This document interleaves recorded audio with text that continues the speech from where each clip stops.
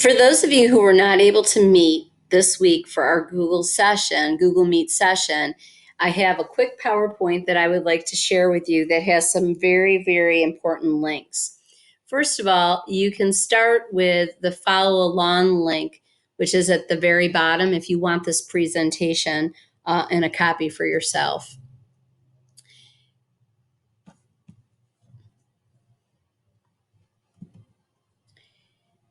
Several of you have asked about the portfolio project along with a few other things. So today I'm going to share some links with you. Here at the very, very top is a warm up and Quizlet. If you would like to take that, you can go right ahead. It's here. The link is here. But the thing that I really want to talk to you about today is the social studies home link. A lot of you have been submitting work in the submission box within the course, but I'm unable to read it. Or you've saved it in your Google Drive, but you haven't shared it with me. So this is a very easy way for you to get the activities and be able to upload them and work on them. So it's the Social Studies home link. And what it is, it's all of the resources and all the activities that are linked here for you to use both in the brick and mortar and as well as in the virtual school. So at the very, very top of the page, you'll see that it talks about sixth grade social studies. This is the page. And each one of the units of study are at the top, along with the digital portfolio and a piece chart, which I'm going to talk about later. So you would go down to your unit 1. And let's say unit 1A you're working on. You would go to the bottom, and each one of the activities that correlates with the course, the virtual course, is listed here. So some of you, I'm sure, remember the graphic organizer, the reading. You would simply click it on. It's going to allow you to make a copy for your own Google folder. And then once it allows you to make a copy, you can start typing immediately in the area. What is trade? It will allow you to type exactly where you want to put your answers. So this, I think, will help a lot of you with uploading. It's slow. And you can share the link with me, or you can put it in your folder and then share the document with me in the submission square. Okay, so that's one thing that is really, really important. The next thing I have for you is right here is the portfolio. The portfolio project, some of you have asked, do we have to do both things? No. So in the portfolio, in your portfolio, you'll notice at the top of the screen, it talks about how to make a portfolio. But for most of you, if you were in 5th grade in Horry County, you created a digital portfolio. You can use the same exact digital portfolio, which is great because then you can see how much you've grown between 5th and 6th grade. Here you'll see there are 4 sections to Unit 1. There's the letter A, B, C, and D. Each one of the unit letters has a choice of 2 activities. You can choose to do choice 1 or choice 2. That is up to you. So right now you should be working on Unit 1A and Unit 1B. Choose one or the 2 of these activities to do. You would then go to the hyperlink, go to the activity itself. This is a document analysis. It will allow you to make a copy for your folder. You'll make a copy for your portfolio or your social studies folder, whatever you feel most comfortable in doing. And you would then continue to work and look at the activities that are here in choice 1. If you would like to do choice 1, you go right ahead. It's there. But if you feel like you want to do something different, you can go to choice 2. Choice 2 is to create a cartoon of a trader during ancient river civilization. So you can do either one of those 2 activities. there it explains exactly what you need to do during on Emoto.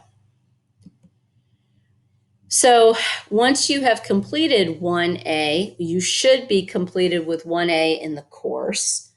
Then you would move to 1B in the course and then complete Unit 1B and C and so on. Okay, just want to make sure you have the opportunity to do that. I did a little Google search for some of you because you will have to do a Google search for some of your portfolio projects. If you can't find the answers within the course, you can do a Google search. I found this really interesting. I did a quick little search on what everyday life was in the Indus Valley region, and I found this little activity. It allows you to hover over, and then it talks about what everyday life is and some of the things that people did, which I thought was very interesting. It talks about most people had pet monkeys, snakes and lizards, little birds. Okay. And then you can arrow down too, because one of the activities is the life of a trader. Believe it or not, they have some information on what people did, what women and men did during the times. There's a trader right here. You hover over and it talks exactly about what they did. Okay.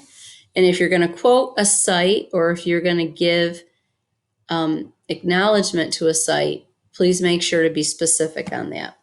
The other thing that everyone is going to have to do is everyone is responsible for a piece graphic organizer. And I'm going to show you what that looks like.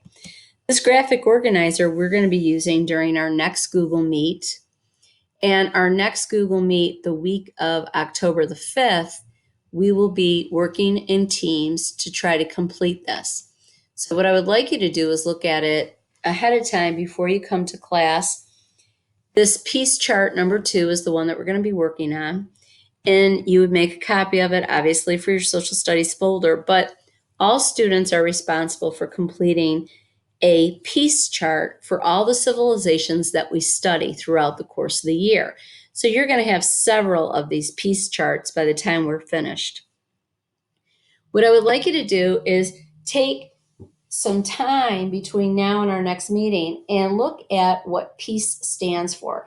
PEACE is an acronym that stands for the political, the environment, the achievements, the culture, and the economy for a civilization. So if you were to do this, let's say for Egypt or Mesopotamia, you would go through and you would answer these questions that are here, and I would color code it. So if you're going to do Egypt all in blue, then you would type what you think the political, who ruled the civilization, a pharaoh mostly led the civilization. You would do that all in blue and color code it with a key. Because these are running records. These are going to be very, very useful to us as we review. So please take some time, and I'll put this in our announcement page to try to complete that. Do one for one civilization and bring your thoughts to class next week. Chart 2 is the one that we're going to be using. Okay. And you get that link right here. The last thing that I have for you for today that you can look at is the Jamboard. I have a Jamboard set up for you. If you would please complete it. I've just asked one question. And the one question is, what is something that you would want me to know about you that you don't think I know about you? Which is pretty interesting. We've gotten some really cool things. But what's one thing that you wish that I knew about you? Take a Post-it note located over here. You can have whatever color you want. Write your little Post-it note of what you wish I knew about you, and you would save it, and then you would post it somewhere here. Okay? So those are the things that I have for you for this week. I hope that that helps. And if you have any questions, again, I'm going to post this in the announcement page. And if you ever have any questions, you can call, text, or email me. Have a great week. Thank you.